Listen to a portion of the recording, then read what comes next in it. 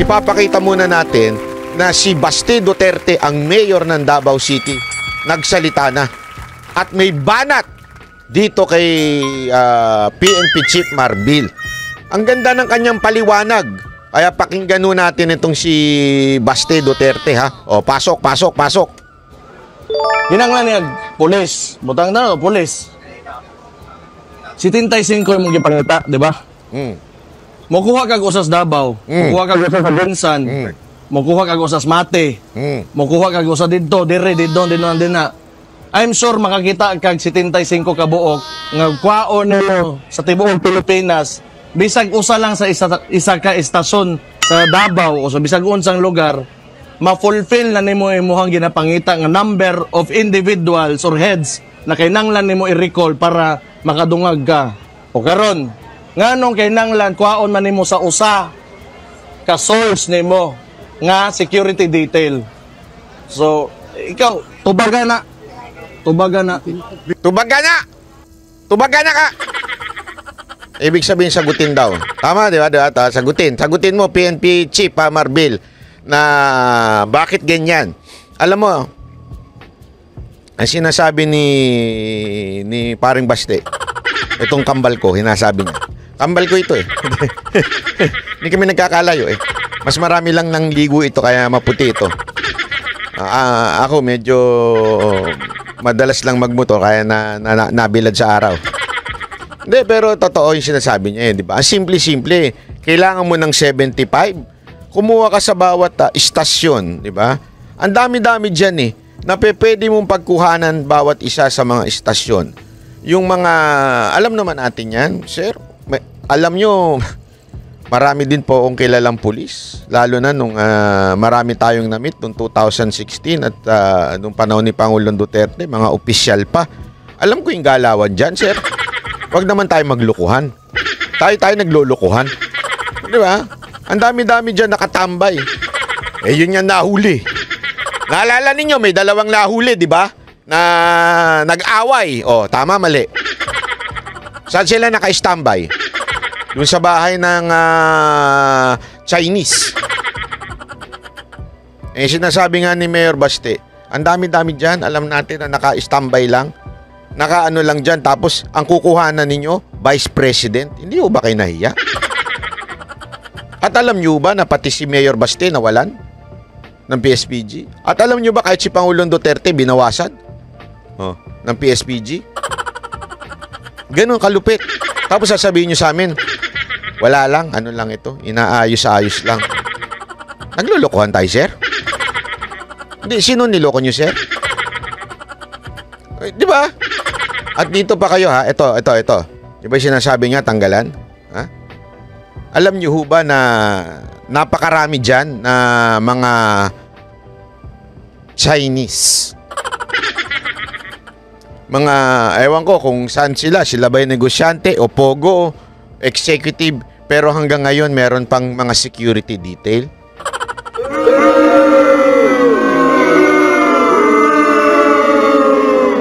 Alam mo, maayos sana yung PSPG. Maayos yan. Matitikas sa mga tao dyan sa PSPG. Magagaling ang mga tao dyan. Kaya lang, syempre, wala naman sila magagawa pag inutusan sila ni PNP Chief eh. Pag pinuliti ka sa dyan eh. Pag inutusan, tanggalan yan. Wala. Siyempre, susunod lang din yan. Pero ito, matindi dyan, ha? Yung mga ilang Chinese, kilala ko. Hindi ko kilala yung Chinese, ha? Pero kilala ko yung mga nilalagay ninyong detail doon. Mapaprading na kayo. Nililipat nyo doon. Dinagdagan nyo pa. Sir, huwag tayo maglukuhan. Yung totoo. Nililipat nyo pa sa mga Chinese. Yung iba. Tapos sasabihin nyo, kulang. Kaya nyo kinuhanan si BP Sara Duterte. Sir, ano yan? Ano to, sir? Naglulukuhan po ba tayo, sir? Hindi. Ito, informasyon lang naman, ha? Allegedly. Ulitin ko, allegedly. Sa Tagalog, di umano. Sa pangtamad, daw. Nilipat daw.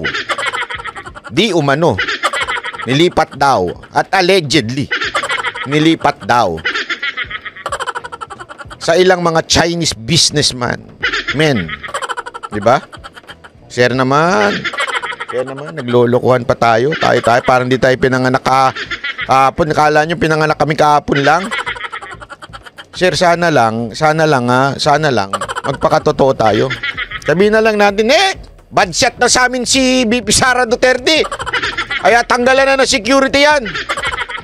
Alam nyo yan, sir. Lahat ng Duterte supporter na may availment, tinanggalan ninyo. Tama, mali, sir. Hindi totoo. Utos ba ito ni Secretary Abalos? O utos nyo lang?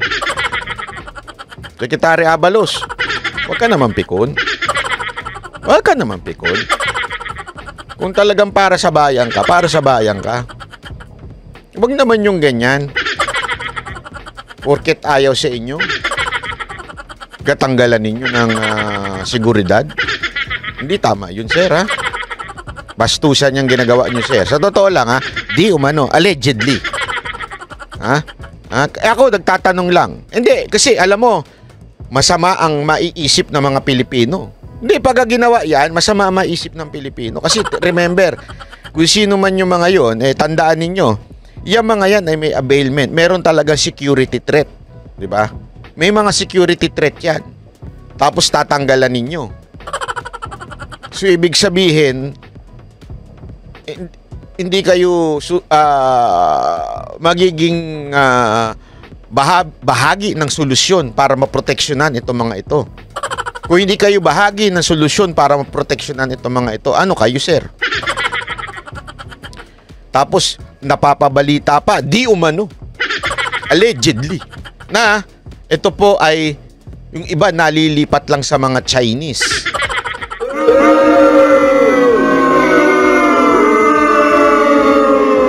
Linawin natin, allegedly. Kaya nga, tinatanong ni Mayor Baste, sumagot ka, PNP Chief Marbil. Sumagot ka. Huwag kang ngingiti-ngiti lang dyan at parang baliwala sa'yo. Big deal ho ito. Big deal. Alam nyo mo kung bakit ho, sir, big deal? Ito ho ay buhay. Hindi ho ito something, buhay po ito. Buhay ho ito ng Vice Presidente ng Pilipinas, sir. Ito po ay hindi kapritsyuhan. Ito po ay tunay na usapin ng kaligtasan ng Vice Presidente na alam natin, target po ito ng mga demonyo sa gobyerno para hindi mapunta kay VP Sara Duterte ang pagkapangulo. Alam niyo ho yan, sir. Kung may mangyari po ba kay VP Sara Duterte, kaya ho ba ng konsensya ninyo na tinanggalan niyo siya ng security? Wala ko sinasabing kasalanan ninyo kung may mangyari kay VP Sara Duterte. Hindi ho yun. Pero hindi nyo maaalis sa bawat Pilipino na mag-isip ng hindi maganda. Dahil, sir, proteksyon ho ng ating Vice Presidente yan.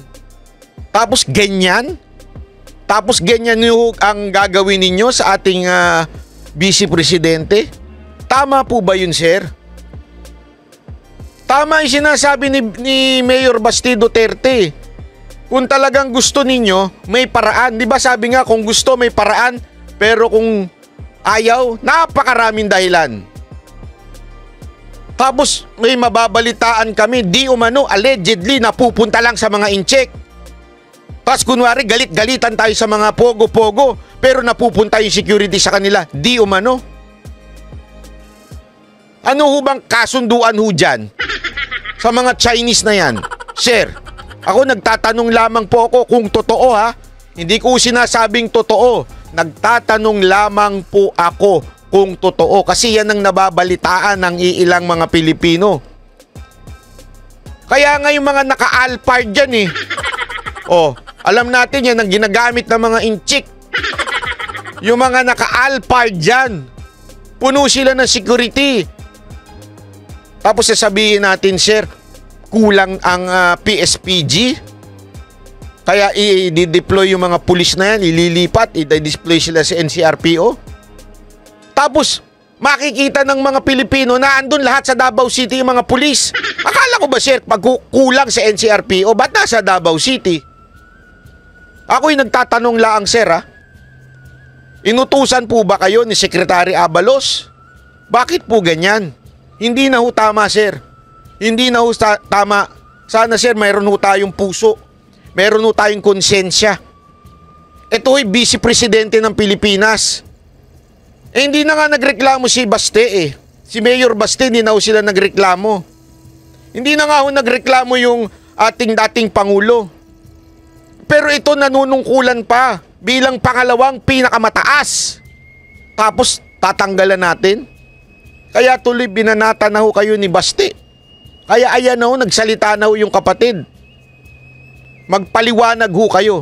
Hindi ho sa akin ha, sa mamamayang Pilipino. Magpaliwanag kayo, sir. Hindi sapat yung sasabihin ninyong kulang at ililipat sa NCRPO. Hindi ho naniniwala ang mga Pilipino doon sa palusot na yon. Dahil ang dami naming nakikitang nakatambay lang sa Davao City. Anong plano? Para pag may bali-balita pa, naaarestuhin na si Pangulong Rodrigo Roa Duterte. Yun ho ba ang plano? Kaya napakaraming pulis, SWAT, SAP, lahat na ata na andun sa Davao City. Tapos tatanggalan po natin ang Vice Presidente. Tama po ba yun, sir? Ako, I'm appealing to your conscience. I am appealing to your soul. Isipin naman po natin, hindi ho ito laro-laro. Ito ho'y buhay ng isang tao. Maging opposition man po ito. Hindi ho ba kayo, sir, nagtataka? Ito, simpleng tanong lang ito, sir. Simpleng tanong. Ito'y with all respect. With due respect, ika nga, sir. Nire-respeto ko po kayo. Ito ang tanong lang, Sir Marbil. Sir PNP Chief Bossing Marbil at Secretary Abalos. Noong panahon ni Pangulong Duterte, 2016 to 2022, araw-araw siyang binabanatan ni Vice President Leni Robredo. Nakita niyo ho bang tinanggalan ng security si Leni Robredo? Nakita niyo ho ba? Kahit itanong niyo sa lahat ng mga pulis dyan, pinatanggalan niya ba lahat ng oposisyon ng security? Hindi.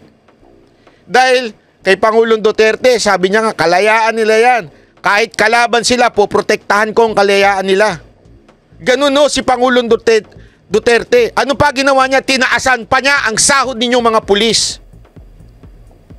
Dahil alam ho natin na kulang. Kaya marami yung kapulisan na tetemp. Kaya anong ginawa niya? Pag-upo, tinaasan, dinoble. Doble po ang tinaasan. Ang daming nagreklamong mga guro. Bakit hindi daw sila inuna? Pero kasi si Pangulong Rodrigo Roa Duterte, nakita niya ho ang kahalagahan ng trabaho ninyong mga pulis. Noong panahon ni Pangulong Rodrigo Roa Duterte, kaming mga Pilipino, tumaas ang tingin namin sa pulis.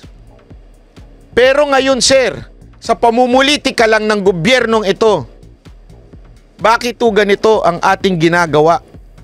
Ulitin ko po, sir, I'm appealing sa inyong puso at sa inyong kaluluwa na sana naman, sir, maintindihan ninyo, hindi ho tama ito. Na ang pangalawang pangulo natin ay gaganituhin natin. Hindi na ho tama ito, sir.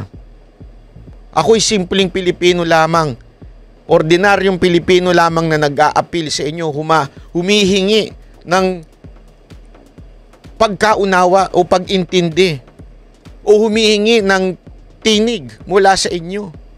Pakinggan nyo naman po kami mga Pilipino. Hindi ho yung ganito na porket bad shot na kayo.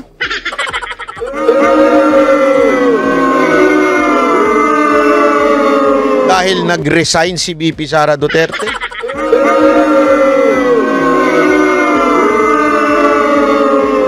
Dahil hindi siya umattend ng SONA.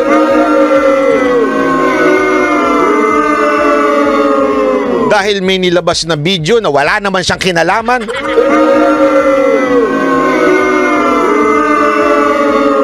Na itinanggi pa ng mga Duterte na kasama sila doon. Hindi ho yan Baka akala ho ninyo, yung maisog ho doon, iba ho yun. Voluntary ho sila.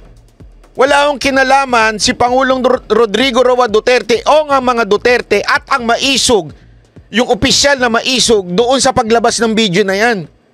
Sa katunayan, marami nga ho sa kanila ayaw yan eh. Dahil nga, hindi ho magandang tignan. Nasabi na ni Pangulong Duterte yan noon pa. Di ba ano sabi ni Pangulong Duterte? Naniniwala siyang walang video. Noon pa niya sinabi yan. Meron lang talagang iilan na meron sariling lakad. Tapos, yun ho ba ang dahilan kung bakit nagkagaganito ho kayo? Nagagalit kayo kay Pangulong Rodrigo Roa Duterte, pati sa anak niya, na si BP Sara Duterte, na wala naman pong kinalaman? At paulit-ulit na sinasabi ni Pangulong Rodrigo Roa Duterte, ayaw niyang bumaba si Marcos. Paulit-ulit niya sinasabi yan. At ang sinasabi lang niya, ayusin, maging transparent, gawin yung trabaho, yun lang yung sinasabi niya. Kung meron mang nagagalit at gusto na mag-resign ng presidente, yun ay damdamin ng mga Pilipino, hindi naman natin pwedeng pigilan dahil kalayaan po nila yan. Tandaan ho natin, may freedom of speech po tayo. Freedom of expression, kalayaan nila yan. Pero ang mga Duterte, wala ho. Itong si Pangulong Rodrigo Duterte at si BP Sara Duterte, wala ho kayo maririnig na resign. Kaya naman sana, sir, medyo unawain ho nyo itong mga nangyayari. Kaya nga, I'm appealing sa inyong puso kung meron pa po kayo. Hindi, yun ang tanong dyan eh. Kung meron pa po kayong pusong natitira. Dahil alam nyo, sir, na wag na tayo maglokohan, sir. Wag tayo maglokohan. Yung totoo na. Bago kayo matulog, tanongin nyo sa sarili nyo yan. Tama ba yung ginawa ko? Sumunod ako sa utos na tanggalan ng security itong vice presidente namin? Hindi, yun lang o. Itanong nyo lang o yan sa puso ninyo bago kayo matulog. Gusto nyo, tanong nyo na rin pagkagising nyo. Diba? O pag may quiet time kayo, tanong nyo na rin kung tama pa ba yung ginagawa ninyo. Again, PNP Chief Marbil, pakisagot po yung sinabi ng aming mayor na si Baste Rodrigo Roa Duterte. Ay, si Bali. Presidente pala. Kasi gusto ko maging presidente si Baste. Hindi, totoo po. Sir, sana po, PNP Chief, medyo wag ko kayo magagalit, ha? Baka, alam ko, kasi alam nyo, Mr. PNP Chief, bossing, naalala ko yung dating general na sumipsip doon sa ama ni BBM. Diba? Kilala niyo, sigurado ako kilala niyo ho yun. Hindi ho forever na nakaupo ang isang presidente. Again, hindi ko ho itinitira mga pulis. Napakarami ko pong kaibigang matitinong pulis. Ordinaryong pulis, opisyal, napakarami kong kaibigan na yan. Kaya nga ang sabi ko nga sigurado ko wala silang magawa kasi utos lang sa taas. Yan naman po lagi sinasabi, utos sa taas, utos sa taas. Ang problema, itong mga kaibigan ko ito, kayo rin makakasuhan kung sakasakali. Pag kayo'y sumunod sa utos na hindi tama o illegal, hindi lamang po yung pinuno ninyo ang makakasuhan, pati ho kayo. Yung ginagawa ho dyan sa KOJC, nakahandahan na, alam ko ho, nakahanda na o nakasuhan na yung mga nandyan ho, na hindi ho nagpapakilala o nagtatago. Kasi wala naman pong problema eh. Sabi nga ng mga taga KOJC, magpakilala lang. Diba? O, kami po ay ito. Ito po ang aming letter of order. Galing po kami sa ganitong istasyon. Diba? Nagaling po kami sa etong kampo. At nandito po kami, legal po ang aming mga papel. Legal po na kami po yung mga pulis. At nagsisecure lamang po kami. Walang problema kung magpapakilala. Pero ang problema dito, nagtatago eh. Pag lumalapit, nagtatakip ng muka. Ano to, mga NPA? Hindi ho. Sa totoo lang, NPA na ho ba kayo? Bakit kayo nagtatago ng mga muka? Kasi ang alam ko mga nagtatago ng mga muka, yung mga NPA na mga aktivista, pag nagrarally, nakatago muka. Di ba, may mga ganyan pa nga yan eh, yung pag nagrarally sila, di ba? Oh, makiba ka pero yung mukha ganyan. Makiba ka. Alam niyo kung bakit? Kasi mga NPA yung mga yun eh. Eh alam naman po natin, ito. Uulitin ko po ito Hindi ko sinasabing may plano ang gobyerno ito laban kay VP Sara Duterte. Pero tandaan ninyo, maraming kalaban si VP Sara Duterte, lalo na mga NPA. Napakaraming kalaban niya kasi number 1 niya na vocal against dito sa mga NPA na ito. Eh paano kung gamitin nila itong pagkakataon na ito? Ay naku po. Mga demonyo pa naman yung mga yan. Gamitin nila yung pagkakataon na ito. Ay wala nang security. Si Sara Duterte, tingnan ko yabang nito. Hindi ho, di ba ho? Hindi nyo ba naisip yun, sir? Again wala po ako sinasabing gobyerno may balak sa kanya na masama. Although yung iba meron. Hindi ko lang alam kung sino. Pero sa totoo lang, paano ko maisip ng mga NPA, nako, wala nang security to. Nako, bago pa maging presidente ito, kasi pag naging presidente ito, durog ito mga NPA na ito.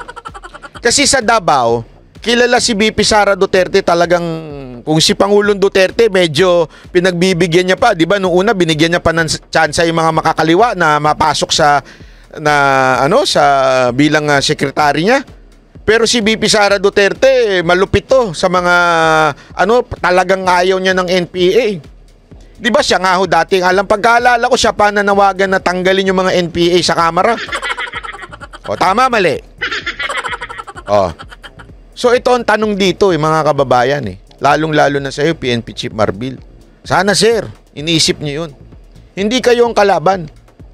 Kasi kayong mga pulis at PNP, kayo'y nandyan to protect our constitution. Diba? Paano sir yung kakalaban ni VP Sara Duterte? Kung tupakin yung mga yun, alam nyo naman sir, medyo talamak na ang droga ngayon. Paano kung tupakin yun at may gawin kay VP Sara Duterte? Wag naman po sana. Pero sir, sa inyo, kayo madadamay ho ang mga kapulisan. Hindi, totoo, ito, isipin yung senaryo. Again hindi kayo. Kasi alam ko malinis kayo I mean, ang mga pulis malinis ang mga pulis. Wala namang gagawin yan kay VP Sara Duterte. Ang mga pulis po, malaki ang respeto sa mga Duterte. Naniniwala ako dyan. Mahal po nila mga Duterte. Hindi ho sila gagawa na masama sa mga Duterte. Pero kung sakasakaling itong mga NPA nito may gawing masama kay VP Sara Duterte dahil nabawasan niya ang kanyang seguridad at may mangyari kay VP Sara Duterte, baka yung ibang mga Pilipino baka isipin nila merong kinalaman pa ang kapulisan. Although hindi ako talaga agree doon kasi alam ko matitino ang pulis. Saka alam ko mga pulis mahal talaga ang mga Duterte. Kaya lang siyempre mapapagbintangan, makukulayan yan pagka may nangyari. Kasi nga po tinanggalan nyo sir. Sana po, maisip nyo po yun. Madadamay ang buong institusyon kung sakasakali. Damay ho ang buong institusyon. Naisip nyo po ba yun sir? Again I'm speaking from a concerned citizen, from my concerned heart, na ayoko madamay ang buong PNP dahil lamang po sa politika. Madadamay po sir ang buong PNP kung sakasakali. Ayoko po yun dahil alam nyo napakarami kong kaibigang pulis na nandyan, nagtatrabaho, nagpapakahirap, na dedestino kung saan saan, nahihiwalay sa pamilya nila. Pero ginusto nila yung trabaho na yan. Nagsasakripisyo sila dyan. Tapos dahil lang sa politika, madadamay po sila.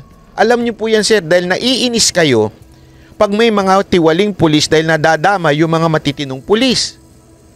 Tama, mali? Paano sir kung may madamay ngayon, mapagbintangan pa ang kapulisan dahil lang sa politika ng iilan? I'm appealing again, Mr. PNP Chief, sa inyong puso. Sana po maisip nyo ito. Maraming salamat po.